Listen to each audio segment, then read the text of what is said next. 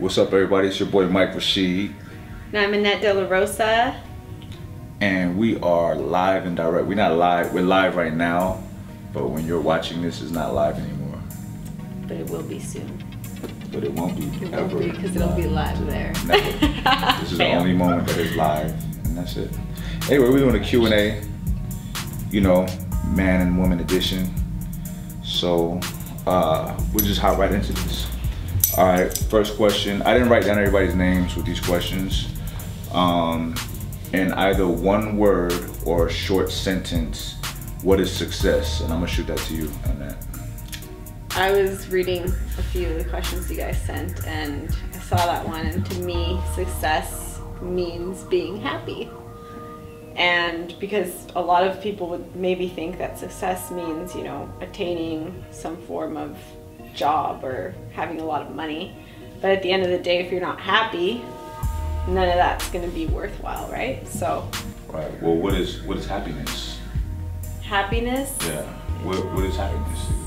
Well, it's being content with where you're at. I think it's a lot of perspective more than anything, because again, like you can have a million things, but unless like you have that like solid like feeling of just being okay with what you have, and obviously you're always working towards more, but I think it's kind of a state of mind more than anything. Like you choose your happiness. Right. Am I making sense? No, I get it. Yeah. No, it makes perfect sense, because I actually think that when people ask like, what is life about? What's the purpose of life?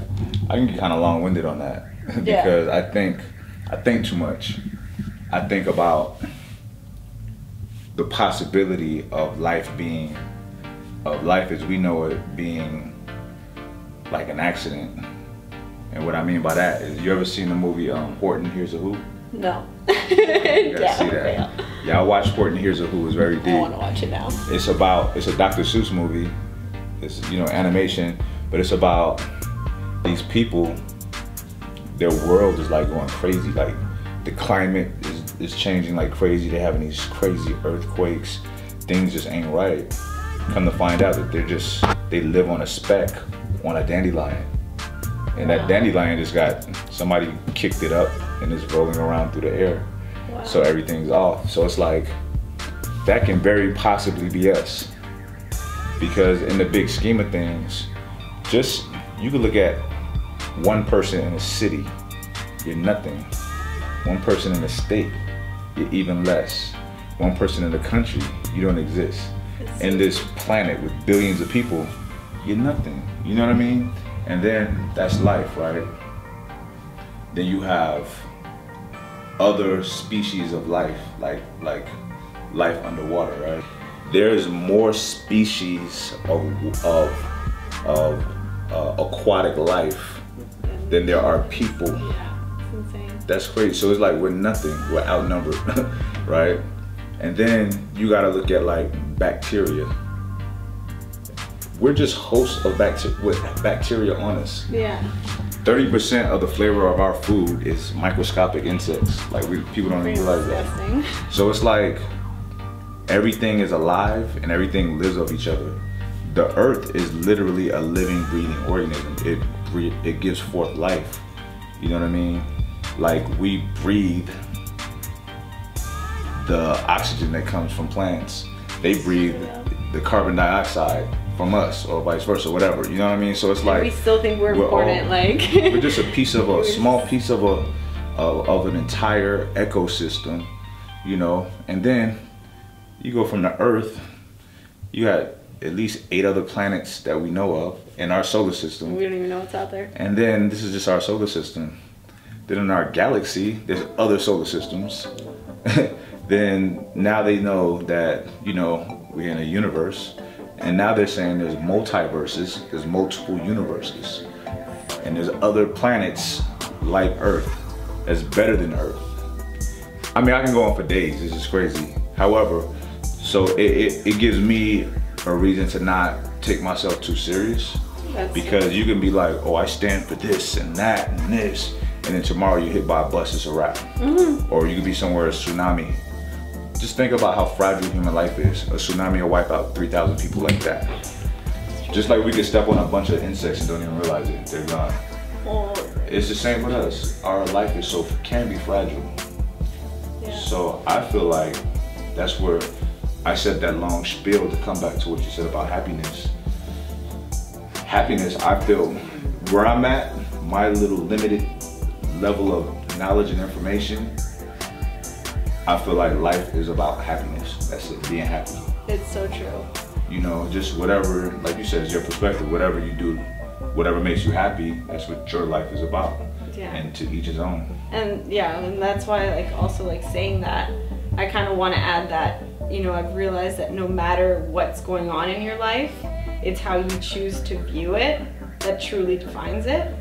Because, you know, somebody can think that they're so stressed and that they have a really bad life situation, but to somebody else, that whole life situation could seem amazing, you know what I mean? So it's all in how you view it, and I think it comes down to, again, perspective and just being content. You know, you're always working towards more, but you're happy with what's going on. It's how you view it that truly defines it.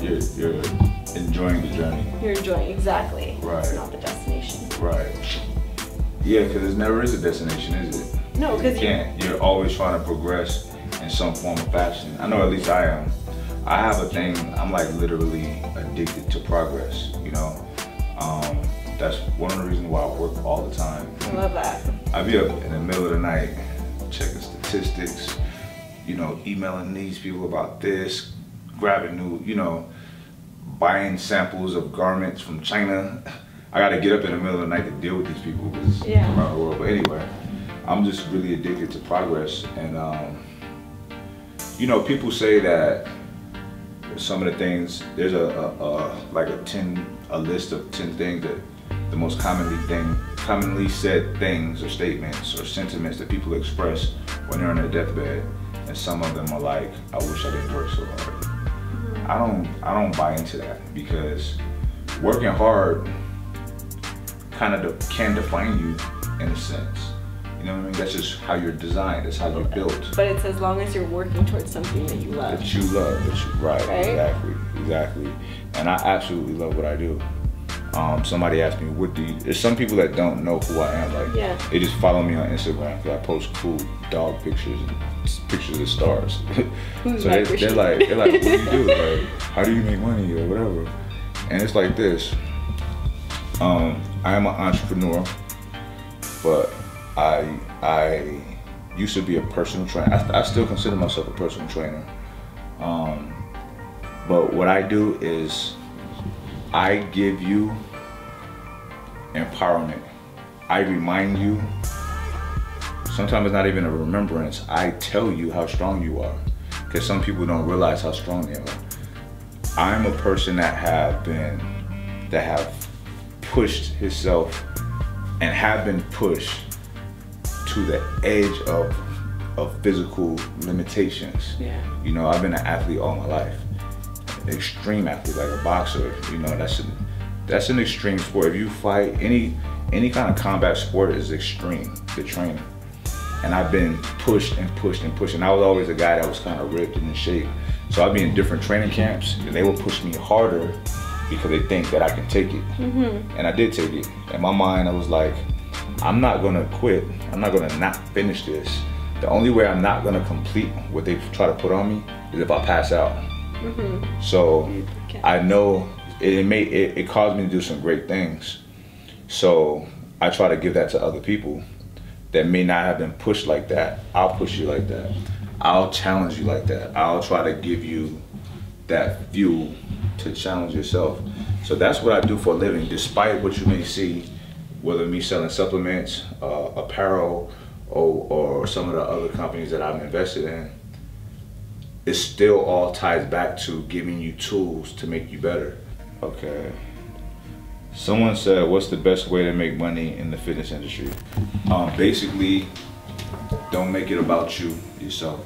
There's a lot of people who, you know, I talk to, even some successful people, it's, well, when I do this, me. Mm-hmm. That's cool, but that's a lonely existence in this industry, even if you do get some levels of success. I enjoy when I'm at expos and I'm talking to the people in the lines and stuff. Me too.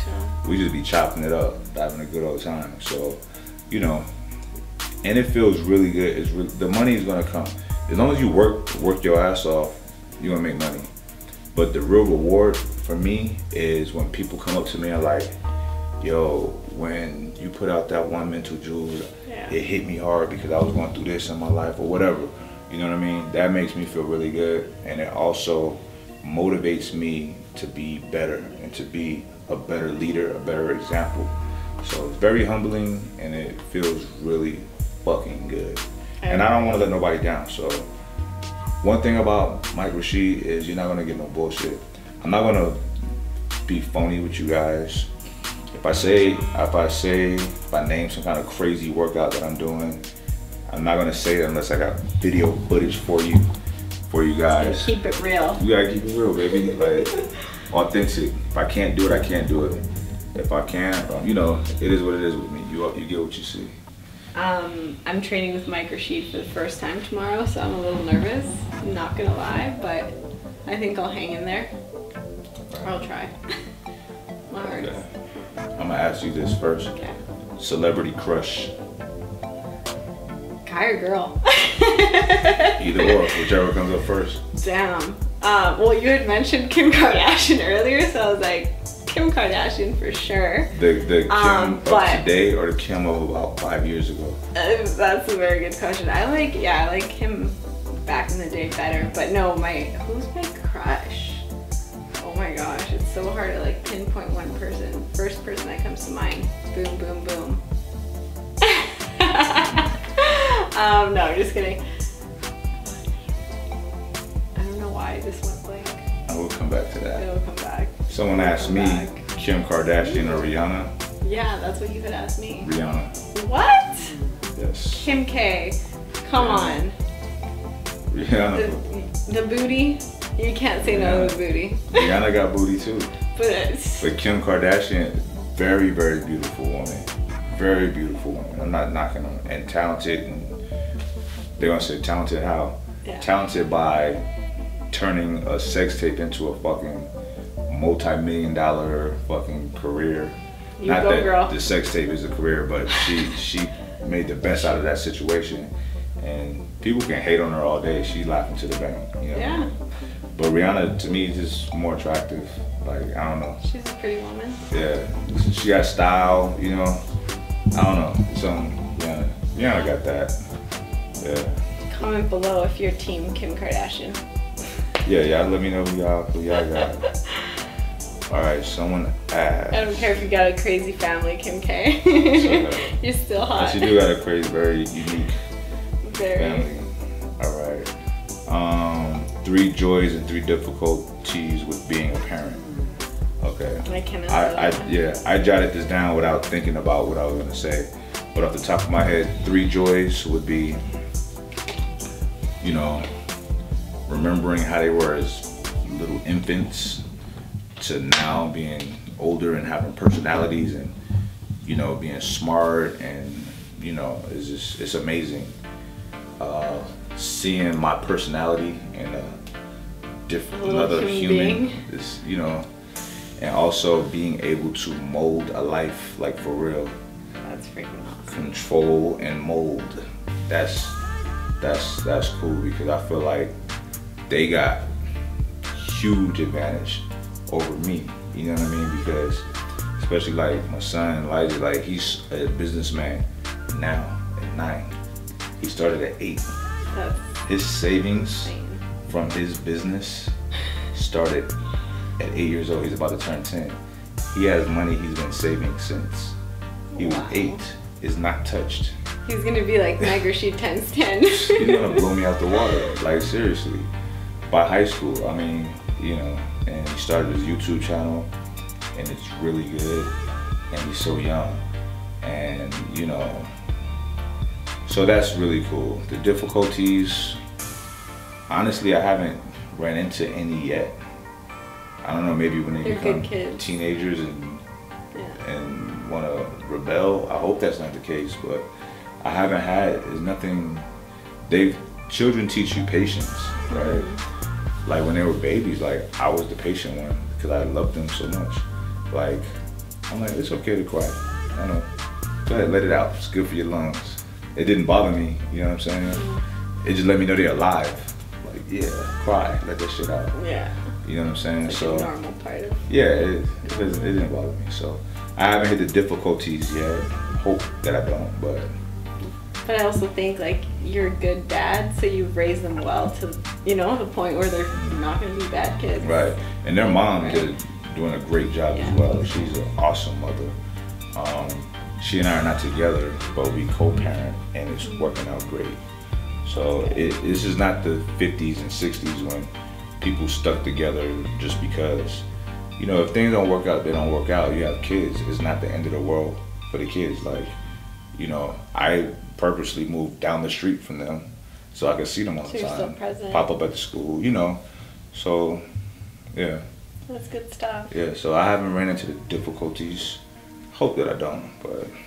Wait till the baby girl turns like 16. I'm just kidding. She starts dating. Yeah, I gotta stay swole. That's why I gotta stay swole, man. Do you think, okay, do you think you're gonna be a jealous dad? Yeah. Yeah? Hell yeah. Like overprotective? Yeah, probably. I'm like, what? I know how I am. You know what I'm saying? I'm a very dominant person. Yeah.